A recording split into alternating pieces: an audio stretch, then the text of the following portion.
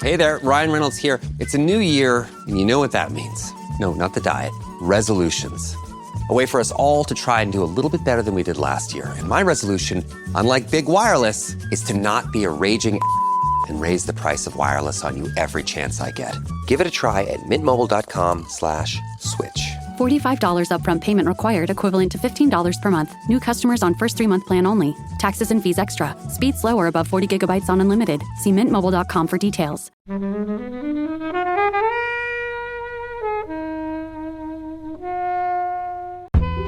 It was really fun to learn some of the names that they could have been. I think caviar was my favourite. Me too. That we could have been doing this podcast now about caviar after the screaming stopped. My friend, guy I was working with at the time, was like, Kobe, you have to watch the Bros documentary. I was like, mate, I can't think of anything worse. And said, no, just watch 5 minutes. And then I was just kind of hooked in. It starts with an argument, and they're like getting in each other's faces. You think they're going to have a fist fight, all while in the dressing room to get ready to go on this morning.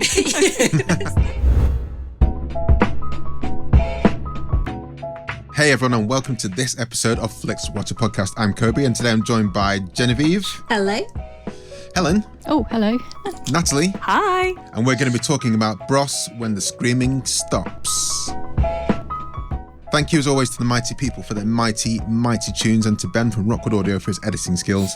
Please do remember, guys, to head over to Spotify and Apple Podcasts to give us a 5-star rating and a glowing, super shiny review. Do also join the conversation with us on Twitter. We are at FlixWatcherPod, or if you prefer, Instagram at FlixWatcher. Hello, film fans. Welcome to Flixwatcher podcast. Our guests today are Genevieve and Natalie. Over to you, please, Natalie, to say hello to our listeners and tell them a little bit more about who you are and what you do, please. It always makes me laugh when you say that because it sounds like a game show, and I know it's not a game show. Well, in some ways, maybe. We can get into that later. There are prizes.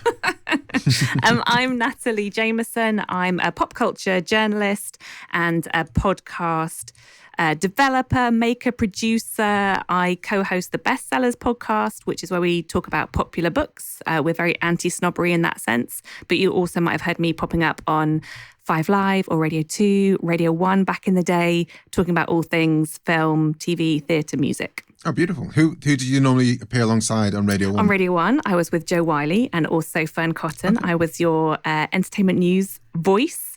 And I still get to do that sometimes with Joe on Radio 2, which is great. And yeah, I kind of feel like this is a friendly place to be. Tell them about making cookies for Jay-Z. Oh, yeah. And Hold on a second. I do recognise Natalie Jamieson. I do recognise your name. Absolutely. I apologise for... Right. Yeah.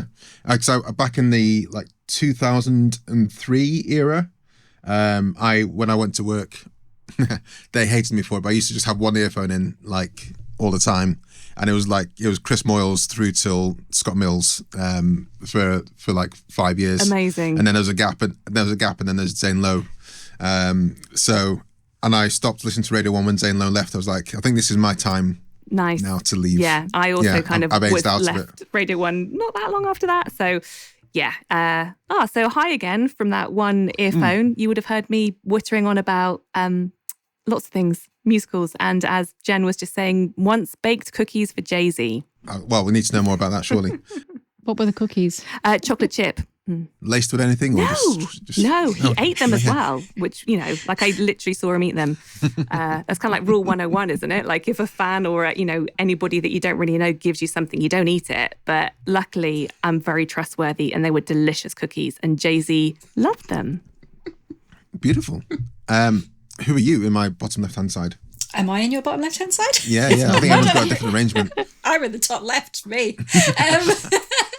Hello, I am Genevieve and I'm an entertainment journalist and host of Celebrity Catch Up, Life After That Thing I Did. It's an unashamedly nostalgic podcast where I chat to the stars of much loved film, TV and music of the 80s, 90s and early noughties. And we reminisce and talk about how their lives unfolded after that thing they did. And I'm still in shock about it, but the podcast recently won Podcast of the Year at the Independent Podcast Awards, as well as Best Film and TV. So my mantelpiece now has 2 shiny awards sitting on it, and my husband now complains that he has 2 extra things to dust.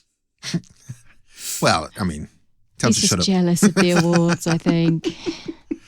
Yeah, I started listening to your podcast after that. I was there when you got the the awards. So congratulations! It is a great podcast and a super simple premise. And hey, you got to talk to Bubbles when we haven't done that yet. So I did. There's a little bit pang of jealousy there, but yeah, it's a great show. And do guys go and listen to it. There was one podcast on that night which had the best name ever, and that was Clown Sex.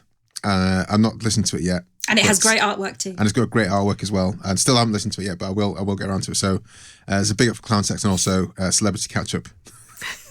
I'm not into the clown sex. I'm not going to go there. Have you listened to it? No. Well, don't diss it until you've tried it. But it had a great cover. He means don't diss it until you've tried listening to Clown Sex. Just to clarify. The clown sex. Yeah. That's right. That's yeah. Thanks for the. Maybe you could try Clown Sex. I don't know. What podcast has this turned into? We're here talking today, Genevieve, about Bros after the screaming stops. First, before we go into this, I think we're all a similar kind of age group. So I think sometimes me and Helen are here with people who are just almost like literally been born. And to mention Bros to them would be like, I don't know what you're talking about. So when you said 80s, 90s and 90s and 90s, I think already potentially on the similar kind of age range. But can you tell us, first of all, Genevieve, why you chose this film and give us a synopsis, if there is one. Yes, there is. So I had a scour on Netflix to find a film that was tied to one of the guests that I've had on Celebrity Catch Up, and it was either Stuart Little or After the Screaming Stops. But I had Luke guest on the podcast in my second season, and so I thought this film would be perfect. And also I thought it'd be interesting because the director of this film, Joe Perlman, also directed the recent Robbie Williams Netflix documentary series, as well as the Lewis Capaldi Netflix documentary. So it's kind of topical at the moment. So just remind us, is Luke the drummer or the singer? Luke is the drummer. The disdain across all your faces here. Were you guys Brossettes before we go into the synopsis? I was not. I was 7 when Bros came out. So while I appreciated the music, I was too young to, I was going to say, have fanny flutters, which people probably had when they were 13. Is that a thing? They were a little bit older. My lord. I'm afraid I've watched Love Island one episode too many. I was a bit too young to have those feelings, those lustful feelings over Bros. So no, I wasn't. Nat, were you? But without using that double F alliterative word you just used there. I guess just telling me, were you a fan of Bros? I guess Brossette kind of meant you went to the gigs and stuff. I was too young to be a Brossette. Sorry. Natalie and Helen, were you fans of Bros when they first came out? I was a fan of pop music, so by default I was a fan of Bros, but they weren't like kind of my favourite of that genre. I was very much into Gloria Estefan around that time. And yeah, like I would absolutely dance to it if it was on, like, I Owe You Nothing, I think I liked. I also really like that song Sister. I think I bought the single for Sister, actually. And I once met them when I was really little as well, because my dad was doing some work and they were there, but... But just appeared out of nowhere. I started to say that. I was like, do I really want to say this out loud this early on? Sure. And now I've just opened my big mouth. So in a nutshell, my dad... is still around. He was a musical director, a piano player, arranger, and he was Des O'Connor's musical director. So when I was a kid, I used to go hang out on the set of the Des O'Connor TV chat show. So I met many greats when I was very little, and Bros were among them. So that was very exciting for me, less so for them. We're 100% at the same age range. Helen, were you a fan of Bros? No, I remember the song and the song. Which one? I mean, the 2 songs I do remember. I've just name checked 3. So Helen, which ones are you going with? The one you haven't name checked. When will I be famous? Yeah. I mean, I think they were fine. I was more into Kylie and then Queen a little bit. So yeah, but I have met people who were Brossettes, and it's very strange. They weren't. I didn't have them on my wall. I think that's a thing. If you pulled them out, the posters out of Smash Hits and put them on your wall, then that was a sign that you were a fan. Fast Forward magazine for me. One of my neighbours, when I told her that I was speaking to Luke, she got all a bit giggly. She's like, oh my God, I was a massive Brossette. And she had the ripped jeans and the leather jacket and the Grolsch bottle top caps on her shoes. Yeah. She was really heavily into Bros. Yeah, I guess I knew the songs, the two songs. And this documentary was like, oh, so they had lots more. And actually they were pretty huge in a way that I didn't comprehend at like 6 or 7, in a way that I thought only Michael Jackson was. And the fact that they shunned Michael Jackson is hilarious to me in ways that I can't really comprehend. But anyway, sorry, tell us the synopsis. You've got 60 seconds, Genevieve, to tell us what happens in this documentary. And the timer starts now. Okay, so After the Screaming Stops follows Matt and Luke Goss, famous, of course, back in the 80s for being 2/3 of the pop group Bros, in the run-up to a special one-off reunion concert at the O2 Arena, almost 30 years since their last performance at Wembley Stadium and the band breaking up. And as well as showing their final preparations for the concert, it also goes into the history of the group and gives a warts and all view of Matt and Luke's fractured relationship. Yeah, nice. You said, I think it was a very important thing to say straight away, the 2/3, because they mentioned the bass playing one, the one with dark hair, like once, and then after that he's in the screen a few times, but after that they never reference him at all. I always thought it was a bit. I always felt sorry for him. I don't know why. Oh, I wouldn't do. He's like gone on to be an artist manager, I think. I don't know if he still does manage Anastasia, but that was one of his, I think. Yes, he does. Yep, still does. Yeah. Is she still relevant? If you want to know what she's doing now, I had her on the podcast last season. You're welcome, Jen. You're welcome. Thank and you. Craig. And Craig is her manager, and I spoke with Craig to get her on the podcast. So, I mean, guys, whether you like, I had no idea what Bros were like before. This is the second time I've watched this documentary, but I had no idea what they were like as people. And to me, I don't know, bonkers kind of sums it up. Natalie, is that fair? Is that a fair assumption? Is that what you remember from when you were a kid on the Desert Connor Tonight Show? I think I've overplayed that already.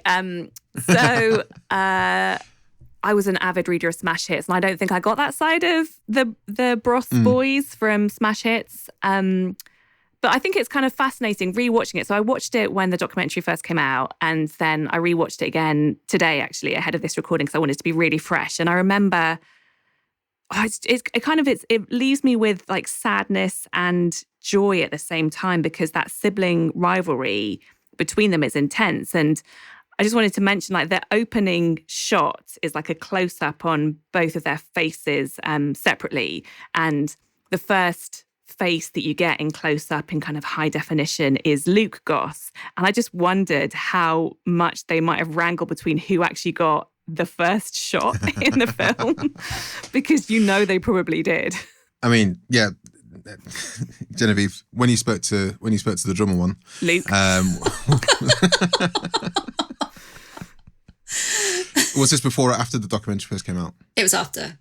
Okay, so did you reflect on it at all? And basically, guys, as you're listening now, go to Celebrity Catch Up and download the Luke Goss episode and listen to that. And then anything that Genevieve says now will be obviously you'll know more than me and Helen know right now, because this is something we've not listened to, but we will do as soon as this recording finishes. But carry on, Genevieve. Yes, we talked a bit about the concert. So we were talking about like in terms of like the preparation up to the concert, the 10-hour days he spent drumming, rehearsing. He said that he lost 5 pounds of body weight every day through sweat, just through like drumming constantly all the time.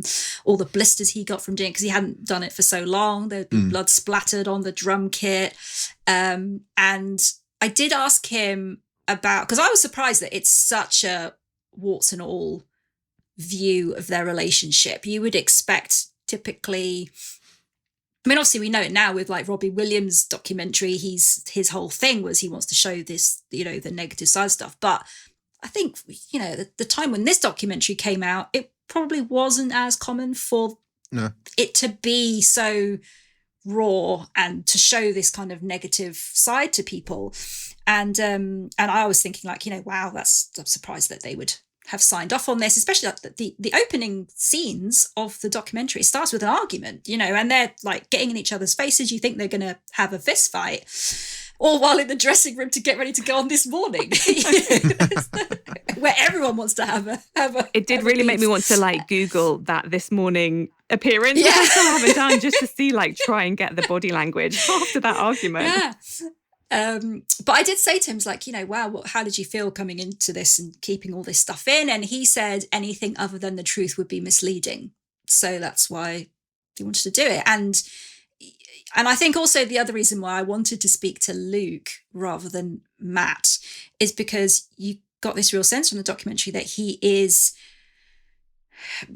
Matt was always the one that everybody loved. He was the front man. He was the singer. Luke was in the back. He was the drummer. People thought he was the spare. Like, he didn't really have anything to offer because he didn't sing. Matt was the front man. Matt did everything.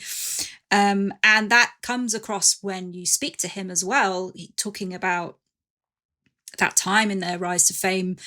On their first album, although he played drums, on that first album, he didn't play drums on it. They had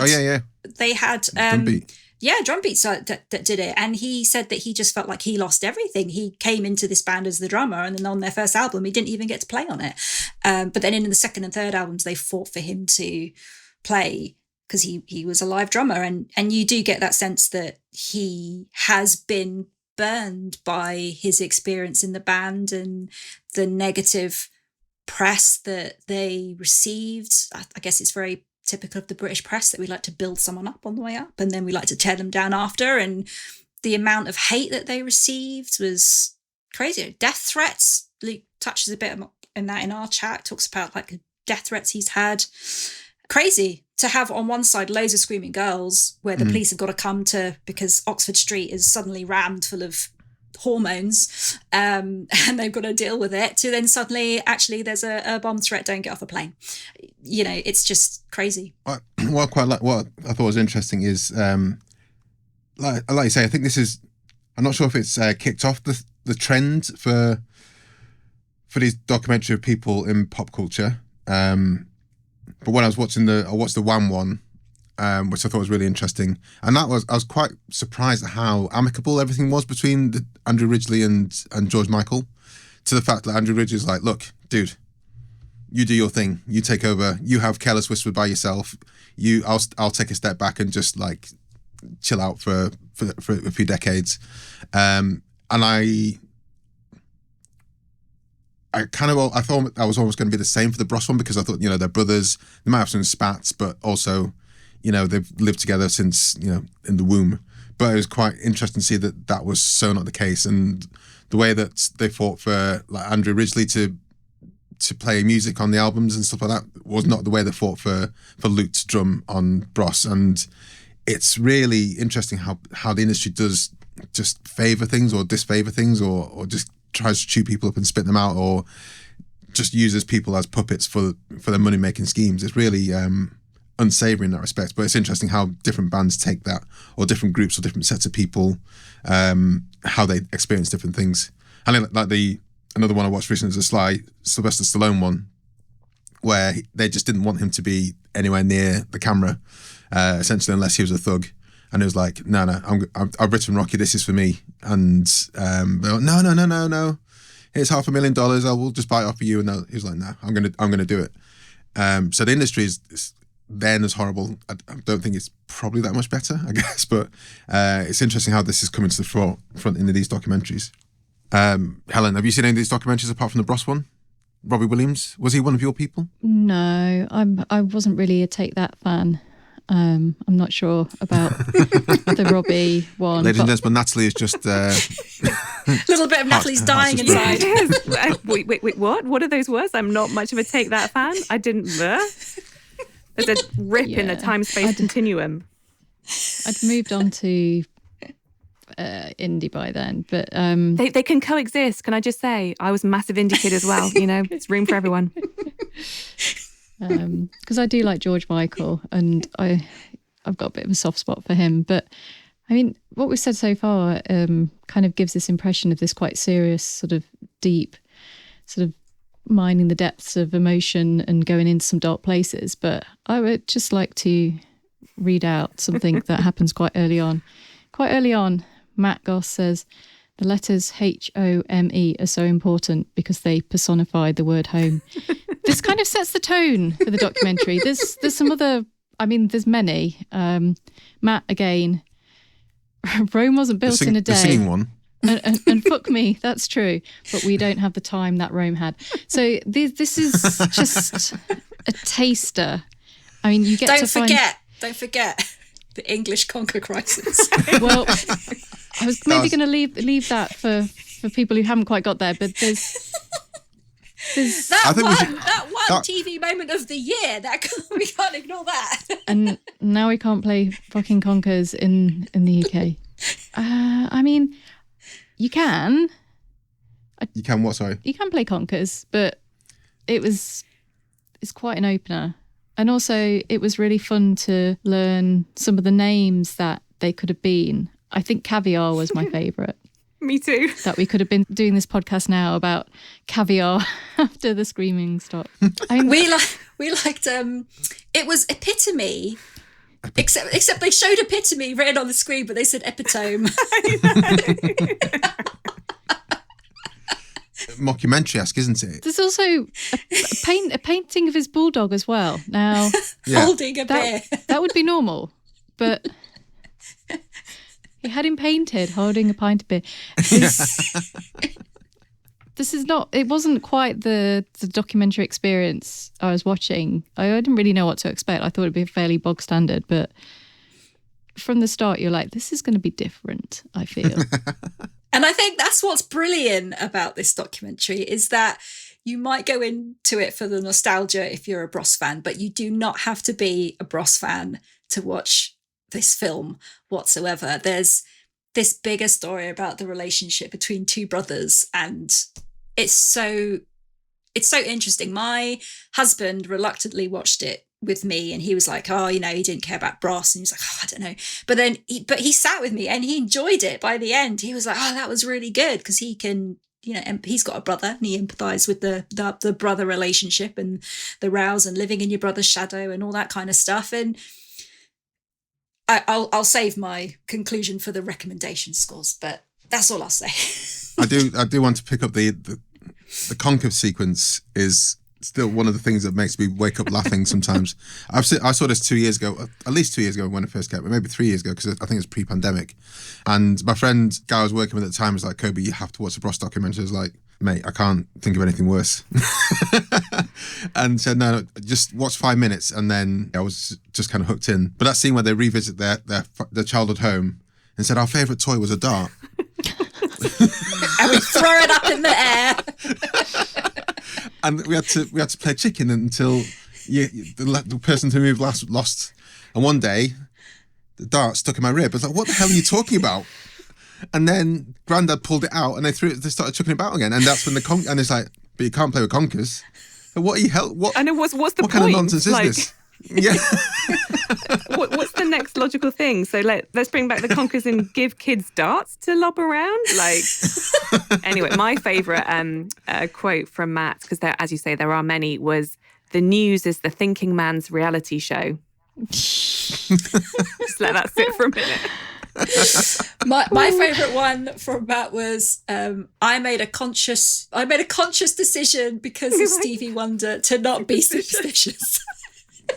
Yeah, I wrote that one down as well. I think the thing with what's so fascinating about this documentary, and I think the best documentaries are when you don't know what you're going to get, right? Because I think a lot of us probably know and watch lots of things now where they've almost already written a story arc for a documentary before they've done any interviews. And I'm not interested in that. I want to see what people say, and then you kind of let that lead you and see where it's going to take. And I think that Matt Goss, my reading of it anyway, The singing the one. singing one, the lead singer, the younger twin, although he feels he acts like the older twin a lot of the time, is that he is that ideal definition of the hero of his own story, in that everything he relates to in life, he relates to himself. And it's almost done without malice, if you see what I mean, because he doesn't know how to be any other way. But when you place somebody like that in any kind of real world environment, it's just so bizarre. I mean, some of the arguments they had in rehearsal. Oh, the pyro! That was a brilliant argument. Oh yeah, it got the proper hump with like the drummer one taking a piss out of him, which is that. I think that would be a low level insult in any of the comments, but he really took that to heart, didn't he? And that really like got him riled. But when the drummer one was trying to have his like, hey, can you just hold on? You wait a beat before you come in because I think it'll sound really good, and no one else wanted to do that. I thought that was really tense because it seemed like all the musicians were on Luke's side straight away. They kind of done that thing where they've spied the weak and the stronger one, and they've sided with the stronger one in there. And I thought that was really harsh in a way, but also it was kind of hilarious for our purposes to watch it. I just felt it was like a Christopher Guest documentary a lot of the time. And some of those lines you've said, I'm like, I don't know, how does that happen? Do people really say that? Because they're not stupid, but also it could have been, outtakes from Popstar Never Stopping. Pop Stops. Yeah, it could have been. Which I love. And it's I think the issue is level. that Matt went to Vegas, right? And he got his own show, and he's lived in a world where people don't say no to him, and he's had every whim indulged, and it's made him this person. So the world probably sees him as mad as a box of frogs, and that's what he's like. Is there anything else you want to say before we head to the scores, guys? I was just going to say, I think what's fascinating about this documentary, and also the Robbie one, which, as you said, Jen, is from the same director, is that validation that they're all seeking from the British press. And again, I'm no psychologist, but I just think it's kind of weird that the press, certainly at those times when it was a lot harsher in the 80s and 90s, was almost like some weird like remote parental figure where they're kind of trying to seek approval from the parental press, if you like, when they've got so much like love and support from people around them and fans and people loving and telling them they're great the whole time. And yet it's just like that one thing they're still looking to be validated by the press. And I don't know, I find it fascinating that that's so prevalent in both the Bros documentary and the Robbie one too. Before we go into the scores, actually, how many of these other recent kind of spate of documentaries have you seen? I talked about the Wham one.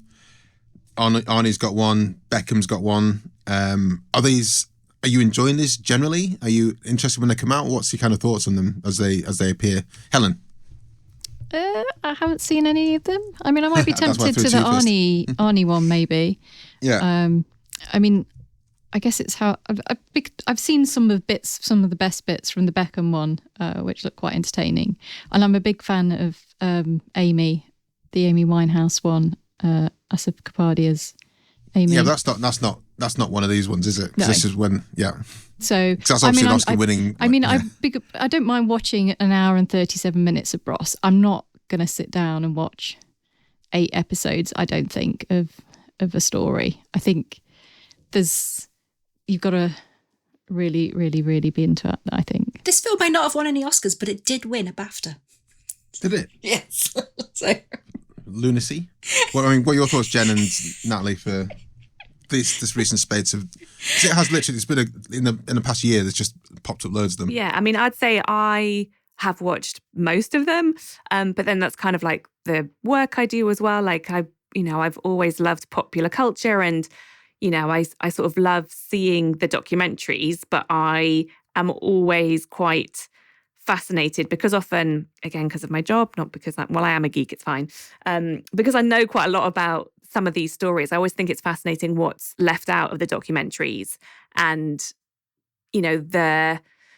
this is people telling their story from their perspective. So it's already sort of biased in one way, if you like. And I think what works so well with the Bros documentary is because it does seem to still be so raw, and that sibling relationship and those arguments happen, and they signed off on it and they were fine with it. And their end conclusion is like, yep, but like we're still brothers and this kind of brought us back together, even though we hated each other for a lot of it.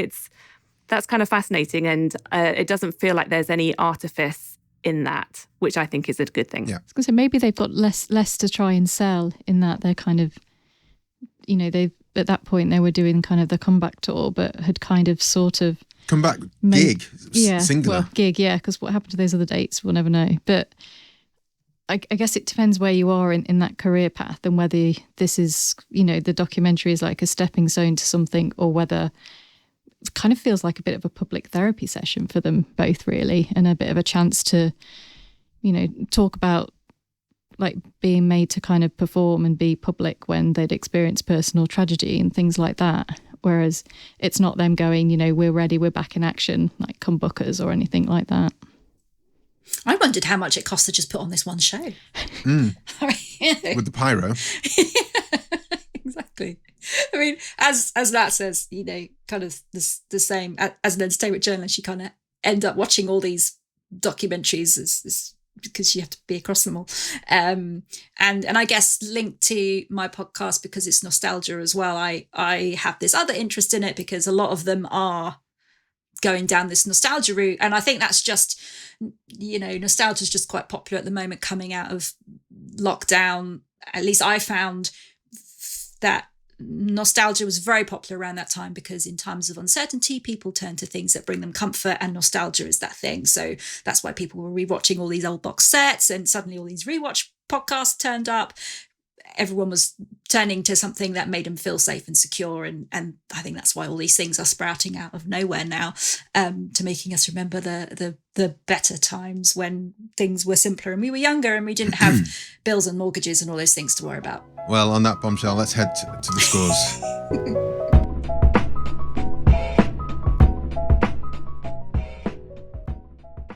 My dad works in B2B marketing. He came by my school for career day and said he was a big ROAS man. Then he told everyone how much he loved calculating his return on ad spend. My friends still laugh at me to this day. Not everyone gets B2B, but with LinkedIn, you'll be able to reach people who do. Get a $100 credit on your next ad campaign. Go to linkedin.com/results to claim your credit. That's linkedin.com/results. Terms and conditions apply. LinkedIn, the place to be, to be. Hello, I'm Martin. I'm Sam. And every week we get together on our podcast Song by Song to discuss the music of Tom Waits. Waits is a writer, musician and performer. You might know him from his 4 decades of songs like What's He Building in There, Downtown Train, Martha, Rain Dogs. Or you might have seen him in films like Dracula, The Fisher King, The Ballad of Buster Scruggs, or, if you made it that far, Licorice Pizza. We're joined every week by guests from various backgrounds and disciplines, and together we take a close listen to his work, analysing the topics and tones he uses in his music, and honestly engaging with one of the most interesting voices of his generation. Listen to our latest season or dive into our back catalogue by visiting songbysongpodcast.com, or search for Song by Song in your podcatcher of choice. So welcome to the Flixwatcher scores. They are always out of 5, and you can have decimal places if you wish. And we'll start with you, please, Genevieve, with your recommendability. Okay, so I'm going to give it 5. And I still maintain that you do not need to be a Bros fan to watch this. Kobe, as you said, somebody recommended it to you, said you had to watch it, and you were like, no, and you still watched it, and, you still watched it rather than not watching it. So I think everyone can watch this. It's more than a film about Bros. It's a film about the relationship between two brothers, and I think everyone can identify with that.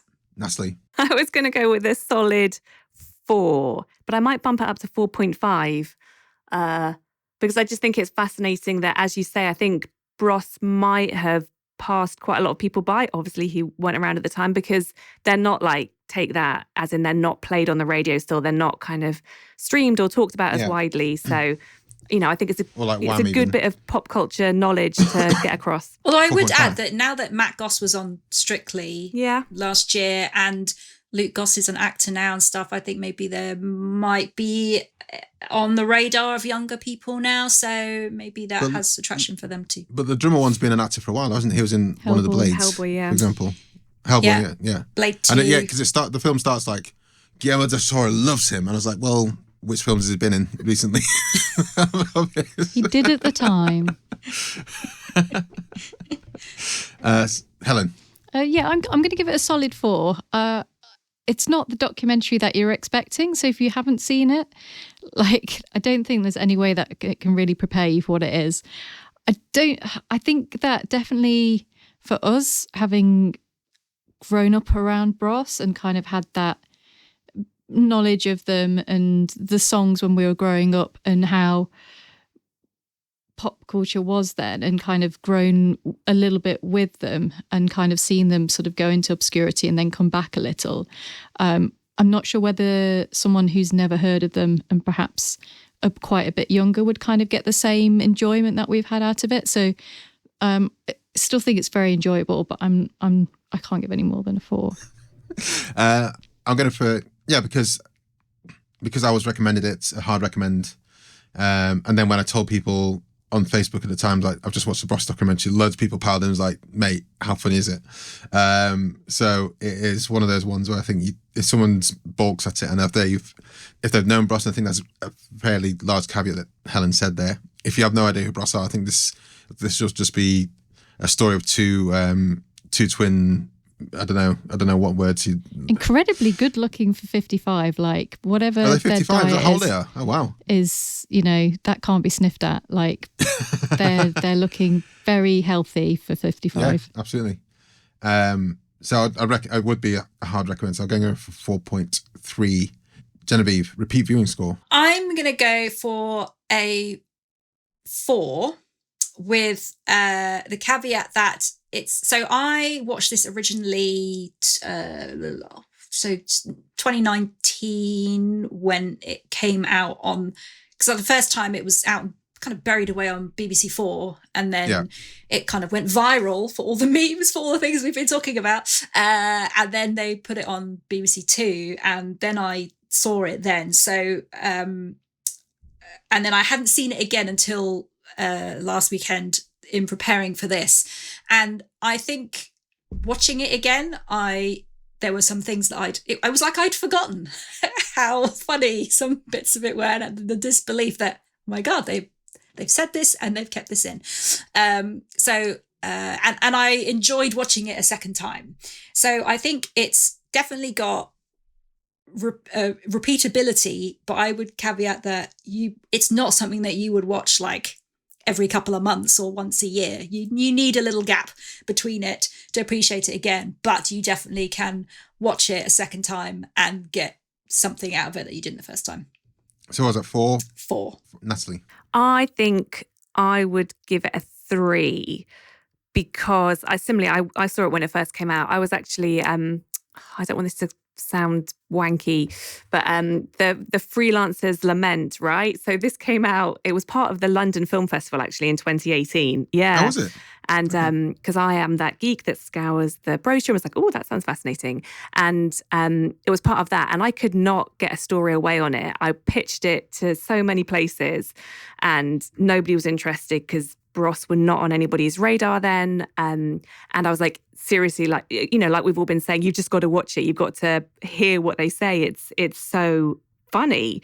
And then I haven't seen it again since I rewatched it for this. And like you were saying, Jen, there were lots of bits I'd forgotten, lots that made me laugh and smile. But I think I'd watch it for a little bit if it was on again, but I don't think I'd kind of keep going back to it again and again. So what's that score? 3. 3, sorry, yeah. Helen? So I thought it was much more recent. Like I don't remember it coming out at all. Just not. But the fact that it was maybe buried on TV probably didn't really help. So this was my first time watching it. I don't think it's going to be one that I'm going to watch a lot, but I think I probably would watch it again and would definitely kind of try and watch it with someone who hasn't seen it before, just to try and like see their reaction. And I think because it's just so bizarre and some of the things they're kind of coming out with kind of pass you by, I think I probably would revisit it just to kind of, enjoy it and kind of go, yeah, they did say that. Although kind of the end, they kind of drag out the rehearsals a little bit. So I'm going to go through a 3 as well for this one. Unusual for a documentary. I'm going to go for 2.5 now. I don't think I would have watched it again if it hadn't been suggested here. Not to say it was a chore. There's some documentaries which I'll never ever watch again. Please say which ones. Even though I enjoyed them. Things like The Act of Killing. Haven't seen that one. Doesn't sound like one that's for me. No, it's not. I mean, it's not. It's fascinating, but not a pleasant watch. But this, it was an easy watch, and I was waiting for the conquer bit. I was waiting for the fights that happened in the restaurant in the rehearsals. I was waiting for little bits to happen in a way you would do for like a standard narrative film. In a way, you're waiting for the best bits to happen. But I don't think I'll watch it that often. So yeah, 2.5. Small screen score. Genevieve. I think this is quite high because it doesn't need to be watched on a big screen. This did have a cinema release, a very limited cinema release before it went to TV. And it's definitely something that you can watch on the small screen, laptop, tablet, phone, and you don't lose anything at all. I guess when it comes to the concert bit at the end, you might appreciate it on a big screen to get that big kind of, arena feel of being, concert show. But otherwise, I think it's perfect for the small screen. So I think that's like a 4.5. Natalie. Yeah, similar. I think I'd give it a 4 for small screen watchability, because it's all about what they're saying that is the best stuff of this documentary, and you can catch those Mattisms. Luke has a few, but Matt's are probably more memorable, maybe. I feel like we're playing into their narrative of the sibling rivalry. I didn't mean to do that. But yeah, so I think the small screen is fine. And what was that score, sorry? 4. Sorry, I don't know. I keep missing these scores. Helen.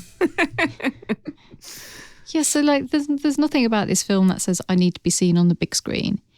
But how fun would this be to watch with a full cinema with half the people who've got no idea about Ross and the other half are I was there and I screamed and I kissed one of them. How much fun would that be? How much fun to go back in time and to create a screening for that. So that's not going to happen. So I think for the benefit of it, I'm going to give it a 5 because it's on TV and it's made for that. But how fun would that screening be? Yeah, I like the idea of watching it in a cinema with other people, but I think they'd have to have known who Bros works. Otherwise, I think half the audience would just be like, "Who are these weirdos?" I think a bit of context there. So people like myself who know who Bros were, sang some of the songs, would have danced to them at university when they did an 80s night when Will I Be Famous comes on, but also think they've got no interest in watching the documentary. I think that's the perfect niche of other people I'd love to see watching this at the same time. Engagement, so I've gone for 5 there for small screen score. Engagement score, Genevieve. So if we're talking your strict definition of how difficult would it be to turn it off once you started watching it, you said yourself the first time you watched it, you didn't think you were going to like it and you had to keep watching. And I think that's, as I said, you don't need to be a Bros fan. My husband proved that. He thought he wasn't going to like it and then got totally engrossed in this wider story of sibling rivalry. And I think, if you weren't a Bros fan and you couldn't be convinced to watch it, you wouldn't be watching it anyway. So you wouldn't even factor on the engagement score. So this is purely for people that are watching it. I think it's so engrossing. It's so interesting to watch this relationship. I'm going to give it a 4.7. Natalie. Yeah, I'm kind of mulling over this one because my initial thought was that I could probably, I have power over my own mind. I can switch it off if I want to. It's not like a typical film in that way where you're kind of waiting for the next scene or the next big action sequence, or there are nice vignettes all the way through it. But then, repeat viewing it today, I was locked in. I was kind of there for the duration. So maybe it should be a bit higher than I was initially giving it credit for. And I also would really like to see, my daughter's just turned 15, and I'd love for her to watch it actually and kind of see her engagement in it. But I think even if you don't know the characters, you would be hooked by what they're saying, even if you didn't know anything about them. So I'm going to give it a 3.7. Helen? Yeah, I'm going to give it a 3.5.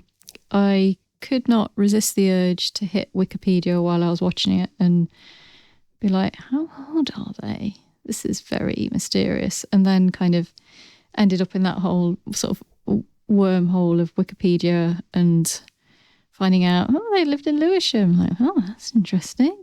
And all of those kind of things while I was still watching it. So a 3.5. Yeah, I think for first viewing, it's probably a 5. Second viewing, I was kind of waiting for the snippable social media Conkers. Those kind of bites. So I'm going to go for a 4 overall, and that gives us an overall score of 4.04375, which for a documentary, for any film, yeah. that's a decent score. That's a decent score, but for a documentary, I think that's got to be up there, certainly. So we had a tweet, didn't we? Did indeed. Yeah, everyone do follow us on Twitter. We are at FlixWatcherPod. Follow us because we do chat about stuff on Netflix just generally and films also. But also you can interact with us when we're about to record a podcast episode. Look out for a tweet saying something similar to this. We're watching Bros After the Screaming Stops with Genevieve from celebritycatchuppod.com and at Nat Jamieson. Have you seen it? Tell us your thoughts and your score out of 5 stars for an on-air shout out on this podcast. So we had one, I believe, Genevieve. Yes, it was from Retro Ramble blog, and they said, entertaining madness. At times you wonder if it's actually a parody written by Ricky Gervais and Stephen Merchant. 4 out of 5. Quite similar to our score, right? Yeah. Perfect. Natalie, Genevieve, can you tell them where we can find you online and say goodbye to the listeners? Hi, it's Natalie. You can find me with the Bestsellers podcast, where hopefully we'll encourage a love of reading, but also we do quite a lot of film adaptations on there as well. So we've had various people from Lee Child to Jodie Picoult to Linda LaPlante to Dawnie Walton. You can discover new books as well. So on Twitter, because that's what it will always be called in my brain, I'm just at Nat_Jamieson, and Jamieson is Jamieson. And on Insta, which I'm relatively new to because I put all my eggs in the Twitter basket, fool of a took. On Insta, I'm just at Natalie Jamieson because I got it early, but then I just never did anything with it. Genevieve? And you can hear me at Celebrity Catch Up Life After That Thing I Did. It's celebritycatchup.com, or just search for Celebrity Catch Up on the social platforms and you should find me. But yeah, come check it out. We've had great guests. If we're talking film stars, Alan Ruck guested on the podcast. We reminisced about Ferris Bueller's Day Off. Leah Thompson came on to talk about Space Camp and Back to the Future. Rose McGowan came on to talk about Scream. Judd Nelson reminisced about The Breakfast Club. I blushed hard during that interview because it was in the middle of summer and I couldn't open a window or put a fan on because it would have ruined the mic, but it was boiling, but I was had a massive crush on him. And thankfully our cameras were off so he couldn't see me literally sweating. Nick Frost, Dexter Fletcher, stars from American Pie, Clueless, Police Academy. There's a very big range. Come and have a listen. Fantastic. Yeah, I would definitely recommend that everyone do that. And thank you very much, guys. It's been a pleasure to talk about the Bros with sane people. And we'll see you all later. Thanks for coming on. Bye. Thanks. Bye. Thank you. Enjoyed this episode of Flixwatcher podcast? Why not leave us a 5-star review on iTunes? You can also follow us at FlixWatcherPod on Twitter, and we're at FlixWatcher on Instagram. Thanks as always to the mighty people for their mighty, mighty tunes, and Rockwood Audio's editing skills. If you're looking to get your podcast edited as sweet as this, get in touch with Rockwood, ROKK Wood Audio. Tell them Flixwatcher sent you.